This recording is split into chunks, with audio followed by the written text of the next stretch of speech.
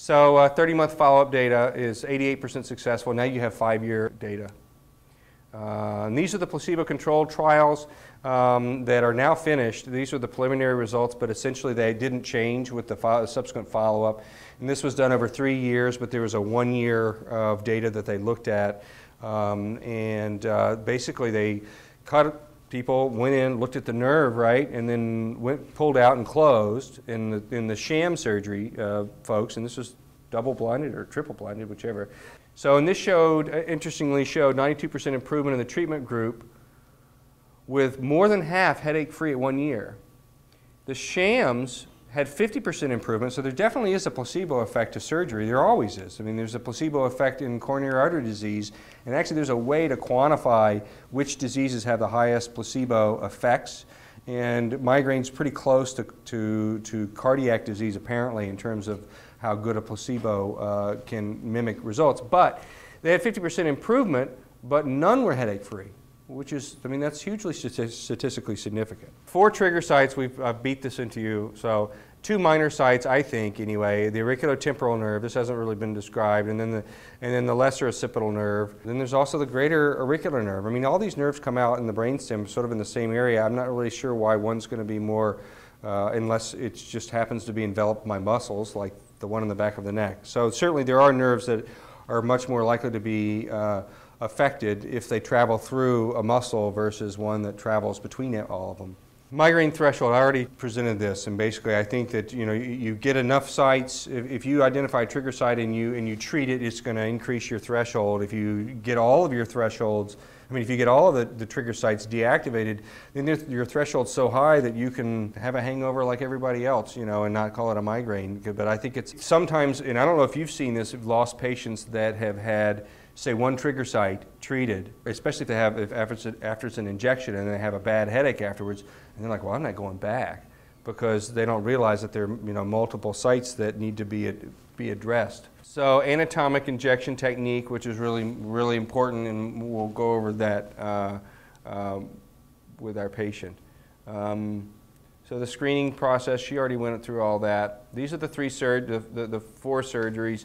The endoscopic brow, which can be done with a telescope or can be done through the upper eyelid, and that treats zones 1, these 2 nerves, and then the temple nerve as well. So those 2 zones are usually covered with essentially an aggressive brow lift. The greater occipital nerve decompression in the back of the neck, that's an incision that's all within the hair. It starts at that bump on the back of your head and stops where the hair stops. And then the septoplasty, partial turbinectomy. This is really the only operation that's kind of, you can find it in ancient surgical text. This has been done, brow lifts have been done for a long time. This has been done by plastic surgeons and ENTs for a long time too. And this surgery is very akin to doing a carpal tunnel surgery in the back of the neck, is really what it's sort of akin to. Most patients get 2 to 3 sites. This auriculotemporal nerve decompression is the nerve in front of the ear that I was talking about as a minor site, and I think at least one person, couple people in here have had that done. So this is the endoscopy. We're getting close to the pictures. Endoscopic approach, a little incision here, usually 5 little incisions like that, and basically go down and decompress these nerves here. And that's a bad picture of the supraorbital and supratrochlear nerves, which come out as I've shown you. This is a picture using the telescope. This is a little camera coming in. This is the frontal bone here, and this is the periosteum, which is kind of like the skin of the bone that's lifted up, and then a little tiny incision's made in that periosteum right here, and you're seeing probably the supraorbital nerve right there. When dissection's carried out further, you see muscle wrapped, all around this area, which is normal to have muscle around that nerve. It's just not a good thing for migraine patients. Doing the back of the neck, we started doing this here over at Acadia Medical Arts. We're doing this now with the patient awake or very heavily sedated, essentially asleep, and sometimes with video goggles. As one of our patients in here got to watch True Grit while I did that. I remember when he said, I think he spat on the dog. I asked him, I said, what's going on in there? And he said, and you were kind of groggy and said, I think he just spat on the dog. So I haven't seen that movie in decades, but I'll be looking for that. So this is the operating position, and this allows the patient basically just to sort of get into this position. And then from this position, if I'm doing the front, then we just lie the patient back, and then they go to sleep, and we do the front. This is where the hair stops here, so the patient's head is up here. This is the little bump on the back of the head, and then the scalp stops at this point here. It's an incision right in the midline, and then this is the big nerve. It's a pretty big nerve there, and that's like maybe half the size of my pinky, and there's one on either side. And this right here, you can't see very well, but there's a little shadow here. That's muscle that's going right over that nerve, and that's what we remove. This, I don't know if you can see this. This is a picture of mine, and this is a greater occipital nerve. What this is around, this little loop, vessel loop here is wrapped around, is muscle that's going right between, I mean, splitting the nerve in two, which I've seen now twice. And I think Dr. Gowron and some of the other guys at the conference said that they had seen that. And that was the patient's symptomatic side. So you have this big giant nerve with a big piece of muscle going right through it. Once you clean off the muscle off around the nerve, then we take a little bit of fatty tissue and we wrap it around so we exclude the nerve from muscle fibers. And that's really the principle here. It's a principle in the back of the neck as well. So over the last 4+ years, going on 5, we have seen over 60 patients. We have just 29 surgical patients. Average follow-up of 23 months.